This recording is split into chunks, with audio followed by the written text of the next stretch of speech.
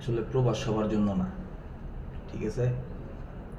এই কথাটা বলার কারণ, প্রবাস থেকে সবাই সফলতা নিয়ে যেতে পারে না।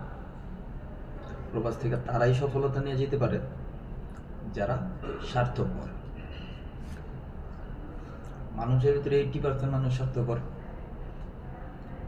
তারাই সফলতা নিয়ে যাইতে পারে। যখন আপনি কইবেন আপনার বন্ধুরে, বন্ধু কিরে কি খোঁজ খবর তোর বিদেশের, বন্ধু কইব যে আরে মামা টিকিট টুকিট তো সব ওকে। তো এর আগে বা এর পরে যখন আপনি কইবেন আপনার বন্ধুরে যে বন্ধু আইস না প্রবাস, খুব কষ্ট। তো আপনার বন্ধু কইব আপনারে, এই বেটা প্রবাস যদি কষ্ট হয় তাহলে তুই কার বালা লাস। তখন আপনার মুখটা কি থাকবো না থাকবো না?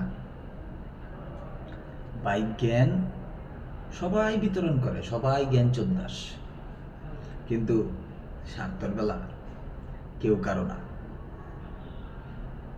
জ্ঞান সবাই দেয়, সফলতা কেউ এনে দিতে পারে না।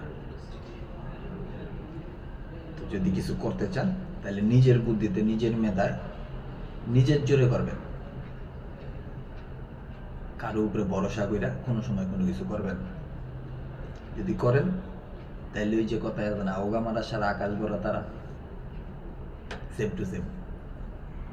সবাই ভালো থাকবেন। ভিডিওটা ভালো লাগলে কমেন্টে লিখে যাইন কিছু।